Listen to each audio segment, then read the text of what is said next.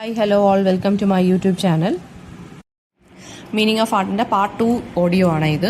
അപ്പോൾ ഈ അടുത്ത പാസേജിനകത്ത് ഹെർബർട്ട് റീഡ് പറയുന്നതെന്ന് വെച്ച് കഴിഞ്ഞാൽ ഡിസ്റ്റോർഷൻ ഇൻ ആർട്ട്. ഞാൻ നേരത്തെ പറഞ്ഞല്ലോ, ജാപ്പനീസുകാർ പെർഫെക്റ്റ്ലി ബാലൻസ്ഡ് ആയിട്ടുള്ള കാര്യങ്ങളൊന്നും ക്രിയേറ്റ് ചെയ്തില്ല. അവർക്ക് ഇറഗുലാരിറ്റിയിലാണ് ഇമ്പോർട്ടൻസ് കൊടുക്കുന്നത് അവർ. അപ്പോൾ ഈ ആർട്ടിനെ നമ്മൾ അതായത് ഈ ആർട്ട് എന്ത് കൈൻഡ് ഓഫ് ആർട്ട് ആണെങ്കിലും നമ്മൾ അതിനെ ഡിസ്റ്റോർട്ട് ചെയ്യുവാണെങ്കിൽ, അതായത് ഇപ്പം ഒരു റൗണ്ട് ഷേപ്പിനെ നമ്മളൊന്ന് ഇച്ചിരി ചളുക്കുകയും അങ്ങോട്ടും ഇങ്ങോട്ടും ഒക്കെ കുറച്ച് അതായത് കോർണേഴ്സൊക്കെ കൊടുക്കുകയാണെന്ന് വെച്ചോ, അതൊന്ന് ഡിസ്റ്റോർട്ടഡ് ആയി ആ സർക്കുലർ ഷേപ്പ് അല്ലേ. അപ്പോൾ ആ ഒരു ഡിസ്റ്റോർഷൻ ആർട്ടിൽ എന്താണ് ഇമ്പോർട്ടൻസ്? ആർട്ടിസ്റ്റിക് എക്സ്പ്രഷനും റിയലിസ്റ്റിക് റെപ്രസെന്റേഷനും തമ്മിലുള്ള റിലേഷൻഷിപ്പ് എന്താണെന്നാണ് നമ്മൾ ഇതിനകത്ത് നോക്കാൻ പോകുന്നത്. അപ്പോൾ അദ്ദേഹം എംഫസൈസ് ചെയ്യുന്നത് വെച്ചാൽ ഡിസ്റ്റോർഷൻ അല്ലെങ്കിൽ റിയാലിറ്റിയിൽ നിന്നുള്ള ഡീവിയേഷൻ എന്ന് പറയുന്നത് ആർട്ടിൽ ഒരുപാട് കൾച്ചറിലും ഒരുപാട് ഹിസ്റ്റോറിക്കൽ പീരീഡ്സിലും ഒക്കെ കോമൺ ആയിട്ട് ഫീച്ചറായിട്ട് വന്ന ഒരു സംഭവമാണ്. അപ്പോൾ ആർട്ടിൻ്റെ ഡിസ്റ്റോർഷൻ എന്ന് പറയുമ്പോൾ ഡിസ്റ്റോർഷൻ എല്ലാ ആർട്ട് ഫോംസിനകത്തും ഉണ്ട്. ക്ലാസിക്കൽ ഗ്രീക്ക് ആർട്ട് എടുത്ത് നോക്കുകയാണെന്നുണ്ടെങ്കിൽ അതിൻ്റെ ഹ്യൂമൻ ഫിഗേഴ്സ് ഉണ്ടല്ലോ, അത് ശരിക്കും പറഞ്ഞാൽ ഈ റിയാലിറ്റി ആയിട്ട് ഒരു ബന്ധമില്ലാത്ത കാര്യമായിരിക്കും ഹ്യൂമൻ ബീങ്സിനെ ക്രിയേറ്റ് ചെയ്യുക. അതായത് ഇപ്പോൾ മനുഷ്യരുടെ പ്രതിമകൾ അതെന്ന് പറയുമ്പം യഥാർത്ഥത്തിൽ ഇത്രയും പെർഫെക്റ്റ് ആയിട്ടുള്ള ബോഡി ആർക്കും കാണത്തില്ല. പക്ഷെ അതിനകത്ത് അതായത് ഇവർ ചിലപ്പം ക്രിയേറ്റ് ചെയ്യുന്ന ആർട്ട് എന്ന് പറയുന്നത് നല്ല പെർഫെക്റ്റ് ആയിട്ടുള്ളൊരു ബോഡി ആയിരിക്കും ക്രിയേറ്റ് ചെയ്യുന്നത്. അപ്പോൾ അത് ശരിക്കും പറഞ്ഞാൽ റിയാലിറ്റിയിൽ നിന്ന് വ്യത്യസ്തമാണല്ലോ. ഇപ്പം ആഫ്രഡൈറ്റ് ഓഫ് മെലോസ് എന്ന് പറഞ്ഞ ഒരു ഗ്രീക്ക് സ്കൾച്ചർ ഉണ്ട്. അതിനകത്ത് സ്ട്രെയിറ്റ് ബ്രോയും നോസ് അതൊക്കെ എന്ന് പറയുന്നത് നല്ല സ്ട്രെയിറ്റ് ആയിട്ടുള്ള നോസ്, റൗണ്ട് ബ്രസ്റ്റ്, ഇതൊക്കെയാണ് കൊടുത്തിരിക്കുന്നത്. അത് പക്ഷേ റിയലിസ്റ്റിക് അല്ലേ, അതൊക്കെ എക്സാജറേറ്റഡ് ആയിട്ടുള്ള കാര്യമാണ്. പെർഫെക്ഷൻ കിട്ടാൻ വേണ്ടി എക്സാജറേറ്റ് ചെയ്ത് ഉണ്ടാക്കിയേക്കുന്ന കാര്യങ്ങളാണ്. പിന്നെ റെനസൻസ് ലിറ്ററലിസം എന്ന് പറഞ്ഞൊരു കോൺസെപ്റ്റ് പറയുന്നുണ്ട്. 16ാമത്തെ സെഞ്ചുറിയിൽ റെനസൻസ് പീരീഡിൽ ഒരു ബ്രീഫ് പീരീഡിൽ ലിറ്ററൽ റെപ്രസെൻറ്റേഷൻ എന്ന് പറയുന്നത് വളരെ പോപ്പുലർ ആയിട്ട് മാറി. അതായത് റിയലിസ്റ്റിക് ആയിട്ടുള്ള ലിറ്ററൽ റെപ്രസെൻറ്റേഷൻ പോപ്പുലർ ആയിട്ട് മാറി. കാരണം ഈ ക്ലാസിക്കൽ ആർട്ടിൻ്റെ പേർപ്പസ് എന്താണ്, അവരുടെ കുറേ ഡെഫിനിഷൻസും ഐഡിയാസും കോൺസെപ്റ്റ്സും ഒക്കെ കുറച്ച് മിസ്അണ്ടർസ്റ്റാൻഡിങ്സ് ക്രിയേറ്റ് ചെയ്യാൻ തുടങ്ങി. പക്ഷേ റിയലിസത്തിൽ ഫോക്കസ് ചെയ്തു കുറച്ച് പേര് കുറച്ച് ആർട്ടൊക്കെ ക്രിയേറ്റ് ചെയ്യാൻ തുടങ്ങി. അത് പക്ഷേ ഒരുപാട് നാൾ നീണ്ടു നിന്നില്ല. 17th and 18th സെഞ്ചുറി ആയപ്പം ഈ റിയലിസ്റ്റിക്കൽ റെപ്രസെൻറ്റേഷൻ ഓഫ് ആർട്ട് അങ്ങ് പോയി എന്നാണ് പറയുന്നത്. ഇനി ഡിഗ്രീസ് ഓഫ് ഡിസ്റ്റോർഷൻ എന്ന് പറയുമ്പോൾ നമ്മൾ ഒരു കാര്യം അങ്ങോട്ടും ഇങ്ങോട്ടും ഒക്കെ കുറച്ച് റിയാലിറ്റിയിൽ നിന്ന് വ്യത്യസ്തമായിട്ട് ചെയ്യുമ്പോൾ അതെന്തും എങ്ങനത്തുള്ള രീതിയിലൊക്കെ നമുക്ക് ചെയ്യാം. അതായത് ചില കാര്യങ്ങൾ ചില കൈൻഡ് ഓഫ് ഡിസ്റ്റോർഷൻ അക്സെപ്റ്റബിൾ ആണ്. അതായത് ഒരുപാട് എക്സ്ട്രീം ആയാൽ അത് വൾഗറായി മാറും അല്ലേ. ഇപ്പോൾ ഒരു കാല്, നമ്മളൊരു ഹ്യൂമൻ ഫിഗറിനെ നമ്മൾ സ്കൾപ്റ്റ് ചെയ്ത് വെക്കുവാണ് ക്ലേ വെച്ച്. കാല് സ്ട്രെയിറ്റ് ആയിട്ട് തന്നെ എങ്കിലും ഇരിക്കണം. അതിനെ നമ്മൾ വളച്ച് തിരിച്ച് ബാക്കിലോട്ടാക്കിയാൽ അത് അഗ്ലിയായി മാറി അല്ലേ. അപ്പോൾ അത്രയും എക്സ്ട്രീം ആയിട്ട് നമ്മൾ ഡിസ്റ്റോർഷൻ ക്രിയേറ്റ് ചെയ്യരുത് എന്നാണ് പറയുന്നത്. അക്സെപ്റ്റബിൾ ആയിട്ടുള്ള രീതിയിൽ വേണം നമുക്ക് ഡിസ്റ്റോർഷൻ ക്രിയേറ്റ് ചെയ്യാൻ. പിന്നെ കെൽട്ടിക് ആൻഡ് ചൈനീസ് ആർട്ടിൽ എങ്ങനെയൊക്കെയാണ് വന്നത്? അതായത് ഈ ഏർലി കെൽട്ടിക് അല്ലെങ്കിൽ ഏർലി ചൈനീസ് ആർട്ടിൽ ഡിസ്ട്രോഷൻ ഭയങ്കര എക്സ്ട്രീം ആയിട്ട് അവർ ചെയ്യുമായിരുന്നു. അപ്പം ആ ഒരു ആർട്ടിന്റെ തന്നെ എല്ലാ കാര്യങ്ങളും എൻറ്റയർ ആയിട്ട് ലോസ്റ്റ് ആവുമായിരുന്നു. അതായത് അത് വെറും പാറ്റേൺ ആയിട്ട് മാത്രം അങ്ങ് മാറുമായിരുന്നു. ബൈസാൻഡൈൻ ആർട്ടിലും ഇതുപോലെ തന്നെ ഉണ്ടായിരുന്നു ഈ റെപ്രസെൻറ്റേഷൻ. അതായത് ഈ റിയലിസത്തിന് അതായത് ഭയങ്കരമായിട്ട് നമ്മുടെ ഈ ക്രൈസ്റ്റിന്റെ ഫിഗർ അല്ലെങ്കിൽ വിർജിൻ മേരിയുടെയൊക്കെ ഫിഗറൊക്കെ വെക്കുമ്പോൾ അതിന്റെ ഹ്യൂമൻ ക്വാളിറ്റീസ് എല്ലാം കളഞ്ഞ് അവർ ഡിവൈൻ ആയിട്ടുള്ള ഐഡിയാസിലായിരിക്കും അവർ പ്രസന്റ് ചെയ്തിരുന്നത്. അങ്ങനെ ആയിരുന്നു. അപ്പോൾ ആർട്ടിനെ ഡിസ്റ്റോർട്ട് ചെയ്യാന്ന് വെച്ചാൽ നല്ല രീതിയിലും ചെയ്യാം, പല രീതിയിലും ചെയ്യാം. ഓക്കെ, ഇനി പർപ്പസ്ഫുൾ ആയിട്ട് നമ്മൾ ഡിസ്റ്റോർട്ട് ചെയ്യുന്നത് എങ്ങനെയാണ്? പേർപ്പസ് ഓഫ് ഡിസ്റ്റോർഷൻ എന്താണ്? അതായത് ഡിഫറെന്റ് ആർട്ട് ഫോംസിൽ ഡിസ്റ്റോർഷൻ എന്ന് പറയുന്ന സ്പെസിഫിക് ആയിട്ടുള്ള പേർപ്പസസ് ഉണ്ട്.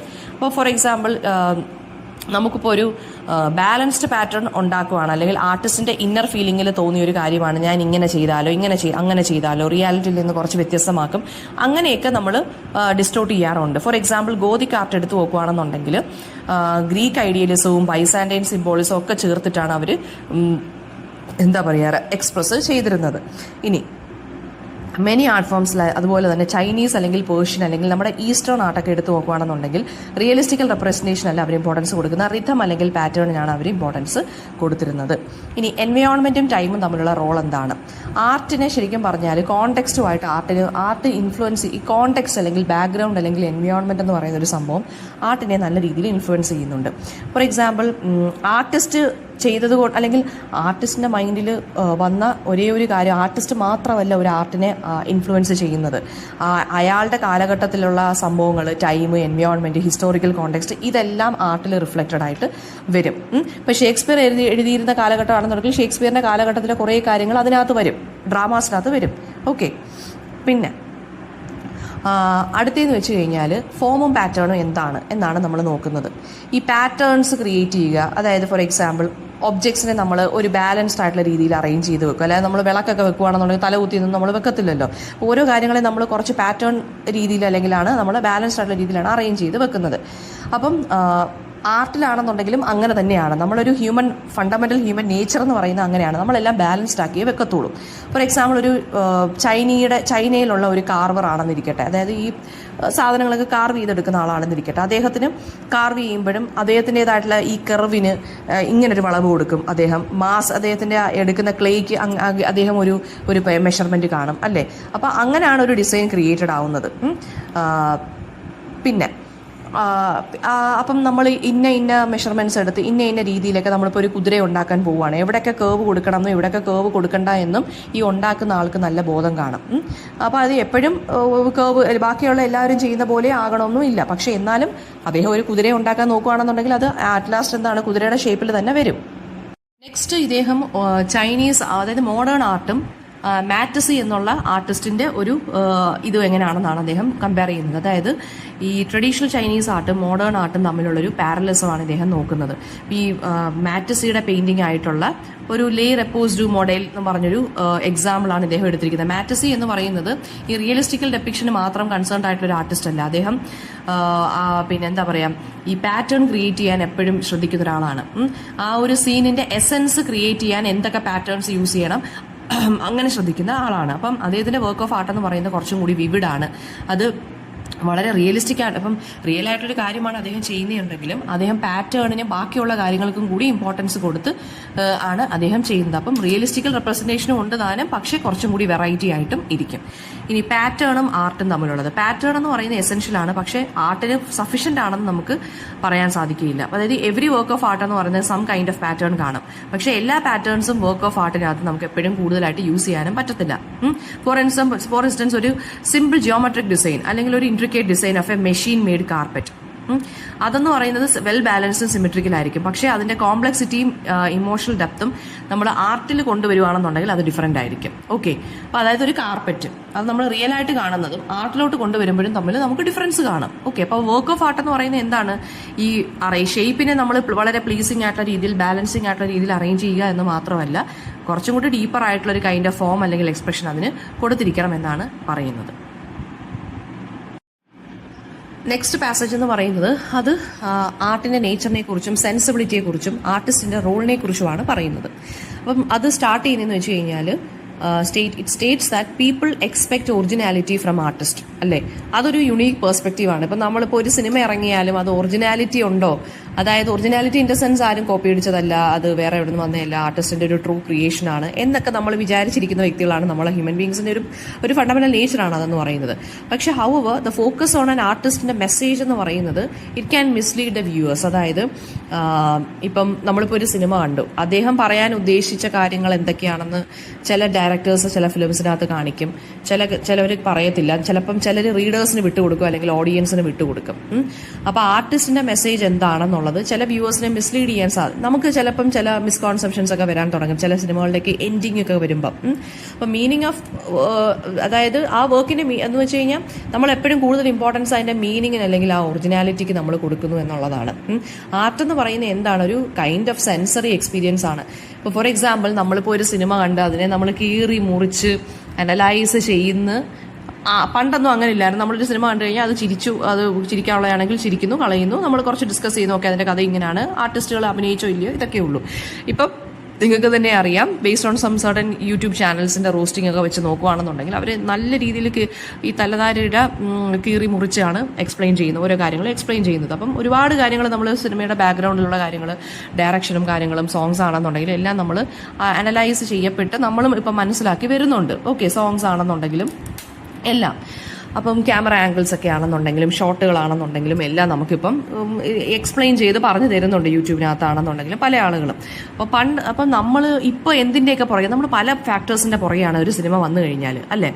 അപ്പം അതിനകത്ത് അപ്പം ആ ഫാക്ടേഴ്സ് നോക്കുമ്പോൾ അതിന് ശരിക്കും പറഞ്ഞാൽ സിനിമയുടെ മെയിൻ ആയിട്ടുള്ള ഒരു റിസൾട്ട് എന്താണ്, അല്ലെങ്കിൽ അത് കൊണ്ടുവരാൻ ശ്രമിക്കുന്ന എന്താണ്, അതിൻ്റെ ഒരു സെൻസറി എക്സ്പീരിയൻസ്, അത് നമുക്ക് നഷ്ടപ്പെട്ടു പോവുകയാണ് ചെയ്യുന്നത് നമ്മളിങ്ങനെ കീറി മുറിച്ച് ഓരോ ഇതും അനലൈസ് ചെയ്തെടുക്കുമ്പോൾ. അപ്പം ആർട്ടിസ്റ്റ് എന്ന് പറയുമ്പോൾ എന്താണ്, he's only concerned with accepting അല്ലെങ്കിൽ affirming the objective existence of the world through the work. അല്ലാതെ മോറൽ അല്ലെങ്കിൽ ഇമോഷണൽ മെസ്സേജ് തന്നെ കൊടുക്കണം, പിന്നെ അല്ലെങ്കിൽ ആ ആർട്ടിന്റെ പ്യൂരിറ്റി തന്നെ നഷ്ടമായി പോകും, അങ്ങനെയൊന്നും വിചാരിച്ചുകൊണ്ടായിരിക്കത്തില്ല ചിലർ ചിലപ്പോൾ ഫിലിം എടുക്കുന്നത്. ഇപ്പം പണ്ടത്തെ ചില സിനിമകളുടെയൊക്കെ ഡയറക്ടർ ബ്രില്യൻസ് കണ്ടോ എന്ന് പറഞ്ഞ് പൊക്കിക്കൊണ്ട് വരുമ്പോൾ നമ്മൾ തന്നെ ആലോചിക്കും ഇതൊക്കെ അങ്ങനെയൊക്കെ ആയിരുന്നു. ചിലപ്പോൾ ആ ഡയറക്ടറിന് പോലും അറിഞ്ഞുകൂടാത്ത കാര്യങ്ങളായിരിക്കും ചിലപ്പോൾ ഡയറക്ടർ ബ്രില്യൻസ് എന്ന് പറഞ്ഞ് കൊണ്ടുവരുന്നത്. അപ്പോൾ നമ്മൾ ഫസ്റ്റ് ആൻഡ് ഫോർമോസ്റ്റ് നോക്കേണ്ടതെന്ന് വെച്ചാൽ എയിം ഓഫ് ആർട്ട് എന്ന് പറയുന്നത് എന്താണ്? ഒരു സെൻസറി എക്സ്പീരിയൻസ് ആണ്. അത് കഴിഞ്ഞിട്ട് നമ്മൾ വേണമെന്നുണ്ടെങ്കിൽ ഇതിൻ്റെയൊക്കെ പുറകെ നമുക്ക് പോവാം. ഇനി ആർട്ട് എന്ന് പറയുന്നത് എന്താണ്? It is defined as a pattern shaped by sensibility. നമ്മുടെ ഓരോ സെൻസിബിലിറ്റിക്ക് അനുസരിച്ച് നമ്മൾ ഓരോന്ന് മീനിങ്സ് ക്രിയേറ്റ് ചെയ്ത് നമ്മൾ കൊടുക്കും അല്ലേ. അപ്പോൾ അതാണ് ആർട്ട് എന്നാണ് ഇവിടെ പാരഗ്രാഫിൽ പറയുന്നത്. ഈ പാറ്റേൺ എന്ന് പറയുമ്പോൾ സിമ്പിൾ റെപ്പറ്റീഷൻസ് അതൊന്നും അല്ല, ഈ ചില ഡിസൈൻസ് അങ്ങനൊന്നും അല്ല, ഈ സിമെട്രി, ബാലൻസ്, അങ്ങനെയുള്ള കുറേ കാര്യങ്ങൾ കൂടി വരുന്നതാണ് ഈ പാറ്റേൺ എന്ന് പറയുന്നത്. അപ്പം ഇത്രയും കുറേ എലിമെന്റ്സ് ആണ് ഹാർമണി ക്രിയേറ്റ് ചെയ്യുന്നത്. ആ ഹാർമണി ക്രിയേറ്റ് ചെയ്യുമ്പോഴാണ് നമുക്കൊരു സെൻസ് ഓഫ് സാറ്റിസ്ഫാക്ഷൻ അല്ലെങ്കിൽ ഒരു സെൻസ് ഓഫ് ബ്യൂട്ടി നമുക്ക് അതിനകത്ത് കിട്ടുന്നത്. അപ്പോൾ ഫോം എന്ന് വെച്ചാൽ എന്താണ്? ഫോം എന്ന് വെച്ചാൽ arrangement of parts in A work, അതാണ് ഫോം എന്ന് പറയുന്നത്. ഒരു അത്ലീറ്റ് ഒരു ഗുഡ് ഫോമിലാണെന്ന് വെച്ചാൽ എന്താണ്? ഫിസിക്കലി വെൽ കമ്പോസ്ഡ് ആയിട്ടിരിക്കുമ്പോഴാണ് അയാളൊരു നല്ല ഫോമിലാണ് നമ്മൾ പറയുന്നത് അല്ലേ. അപ്പോൾ ആർട്ടിലുള്ള ഫോം എന്ന് വെച്ചാൽ സിമെട്രിയോ പ്രപ്പോർഷനോ അല്ല, ഈ എലിമെന്റ്സ് എല്ലാം എങ്ങനെ അറേഞ്ച്ഡ് ആയിട്ട് നിൽക്കുന്നു, അതുവഴി നമുക്ക് എങ്ങനെ ഒരു കൈൻഡ് ഓഫ് പ്ലഷർ കിട്ടുന്നു, അതാണ് പറയുന്നത്. ഇനി ഒരു ഹൊക്കുസായി ജാപ്പനീസ് പ്രിന്റിന്റെ എക്സാമ്പിൾ ഇവിടെ പറയുന്നുണ്ട്. അതായത് ഒരു ഓപ്പൺ മൈൻഡോട് കൂടി എങ്ങനെയാണ് വ്യൂവർ വർക്ക് ഓഫ് ആർട്ടിനെ എക്സ്പീരിയൻസ് ചെയ്യുന്നതെന്നുള്ളത്. അതായത് വളരെ ഇമോഷണൽ ആയിട്ടും ഇമ്മീഡിയറ്റ് ആയിട്ടും എമ്പതിയോട് കൂടിയൊക്കെ നമ്മൾ ചിലപ്പോൾ ചില ആർട്ട് ഫോംസിനെ നമുക്ക് ചിലപ്പോൾ ഫീൽ ചെയ്യാൻ പറ്റും അല്ലേ. വളരെ ഫീലിംഗ് ഇൻ ടു എന്നൊക്കെ പറഞ്ഞ് നമുക്ക് ചില സിനിമകളും നമുക്ക് അങ്ങനെയൊക്കെ ഉണ്ട് അല്ലേ. അതായത് സിമ്പതൈസ് ചെയ്യുന്ന മാത്രമല്ല, നമുക്ക് ആ ഒരു മൊമെന്റ് എക്സ്പീരിയൻസ് ചെയ്ത പോലെ നമ്മളും കടന്ന് സങ്കടപ്പെടാറുണ്ട് ആ ഒരു ക്യാരക്ടറിന്റെ ഒരു ഫേറ്റ് ആലോചിച്ച്. അങ്ങനെയും മൂവീസ് ഒക്കെ ഇറങ്ങാറുണ്ട്. അപ്പോൾ അതിനൊരു എക്സാമ്പിൾ ആയിട്ട് ഇവിടെ ഒരു ജാപ്പനീസ് പ്രിന്റിന്റെ ഒരു എക്സാമ്പിൾ അവർ കൊടുത്തേക്കുവാണ്, ഇത് പറഞ്ഞേക്കുവാണ്. ഒരു ഇമോഷണൽ ലിബറേഷനാണ് നമുക്ക് ഇതുവഴി കിട്ടുന്നത് അല്ലേ. നമ്മുടെ ഫീലിങ്സ് എല്ലാം വളരെ ഷാർപ്പൻഡ് ആയിട്ട് ആ ഒരു ഇമോഷണൽ ഔട്ട്ലെറ്റ് കരഞ്ഞു കഴിയുമ്പോൾ അല്ലെങ്കിൽ ചിരിച്ചു കഴിയുമ്പോൾ നമുക്കൊരു റിലാക്സേഷൻ കിട്ടുകയാണ് ചെയ്യുന്നത്. പിന്നെ ഈ പാസേജ് പറയുന്നതെന്ന് വെച്ച് കഴിഞ്ഞാൽ ആർട്ട് എന്ന് പറയുന്നത് അബ്സ്ട്രാക്റ്റ് ആണ്. വൈൽ എംപതി എന്ന് പറയുന്നത്, ഇപ്പം നമ്മളിപ്പോൾ ഒരു കാര്യം കാണുമ്പോൾ നമുക്ക് അതിനൊരു എംപതി തോന്നാം, സിമ്പതി തോന്നാം. അപ്പം എംപതി എന്ന് പറയുന്നത് എന്താണ്? It is mostly associated with formal art. എല്ലാ ആർട്ടും അബ്സ്ട്രാക്റ്റ് ആണ്, കാരണം അത് ഫോർമൽ റിലേഷൻഷിപ്സ് ക്രിയേറ്റ് ചെയ്യുന്നു എന്ന് പറഞ്ഞൊരു കോൺസെപ്റ്റ് ഇവിടെ ഹെർബർട്ട് റീഡ് പറയുന്നുണ്ട്. പിന്നെ ഈസ്തെറ്റിക് എക്സ്പീരിയൻസ് എന്ന് പറയുന്നത് എന്താണ്? നമുക്കൊരു ഒരു കൺഫ്യൂഷൻ്റെ ഇടയ്ക്ക് ഇപ്പം ഭയങ്കരമായിട്ട് തുണിയെല്ലാം നമ്മളിങ്ങനെ റൂമിൽ കൂട്ടി വെച്ചേക്കുക, അത് അടുക്കി വെക്കുമ്പോൾ നമുക്കൊരു സാറ്റിസ്ഫാക്ഷൻ കിട്ടുമല്ലോ. അതാണ് ശരിക്കും പറഞ്ഞാൽ ഈസ്തെറ്റിക് എക്സ്പീരിയൻസ് എന്നാണ് പറയുന്നത്. ലാസ്റ്റ്ലി പാസേജ് ടച്ച് ചെയ്യുന്നതെന്ന് വെച്ച് കഴിഞ്ഞാൽ ഈ ആർട്ട് പോർട്രേറ്റ്സിലൊക്കെ ഉള്ള ഒരു ഹ്യൂമനിസ്റ്റിക് അപ്പീലിനെ കുറിച്ചാണ്. അതായത് എന്താ പറയുക, അപ്പം നോവൽസ് വായിക്കുമ്പോൾ നമുക്ക് അതിനകത്ത് ഓരോ ക്യാരക്ടറിന്റെ സൈക്കോളജി എന്താണെന്നും ഓരോ ഇൻഡിവിജ്വൽ ക്യാരക്ടർ എങ്ങനെയാണ് ബിഹേവ് ചെയ്യുന്നതെന്നും ഒക്കെ ഉള്ളൊരു ഫോക്കസ് നമുക്ക് കിട്ടും. അതുപോലെ തന്നെയാണ് ഈ പോർട്രേറ്റ് പെയിന്റിങ്സ് അല്ലെങ്കിൽ പോർട്രേറ്റ്സിനകത്ത് നമുക്ക് കിട്ടുന്നത്. ഒരു ഗുഡ് പോർട്രേറ്റ് ആണെന്നുണ്ടെങ്കിൽ ആ ഒരു ക്യാരക്ടറിന്റെ എന്ത് കാണാൻ സാധിക്കും? സൈക്കോളജിക്കൽ ട്രൂത്ത് നമുക്ക് കാണാൻ സാധിക്കും. ഒരു ഗ്രേറ്റ് പോർട്രേറ്റ് ആണെന്നുണ്ടെങ്കിൽ എന്താണ്, പിന്നെന്താ പറയുക, ഒരു യൂണിവേഴ്സൽ ആയിട്ടുള്ള ഒരു ഹ്യൂമൻ ഇമോഷൻസും എക്സ്പീരിയൻസും എല്ലാം നമുക്ക് അതിനകത്ത് റിഫ്ലക്റ്റഡ് ആയിട്ട് കാണാൻ സാധിക്കും. അപ്പോൾ ട്രൂ ഗ്രേറ്റ് ആർട്ട് എന്ന് പറയുന്നത് എന്താണ്? ആർട്ടിസ്റ്റ് അയാളുടെ വിഷൻ വെച്ചിട്ട് പേഴ്സണൽ അല്ലെങ്കിൽ യൂണിവേഴ്സൽ ഒരു കൈൻഡ് ഓഫ് ഒരു ഫിലോസഫിക്കൽ സിഗ്നിഫിക്കൻസ് അത് വെച്ച് ക്രിയേറ്റ് ചെയ്യാൻ സാധിക്കും. അപ്പം ആർട്ട് എന്ന് പറയുന്നത് എന്താണെന്നാണ് പറയുന്നത്? പ്രൈമർലി ഒരു വിഷ്വൽ മീഡിയമാണ്. ഫീലിങ്സ് എക്സ്പ്രസ് ചെയ്യാൻ മാത്രമല്ല ഐഡിയാസും എക്സ്പ്രസ് ചെയ്യാൻ സാധിക്കുന്നുണ്ട്.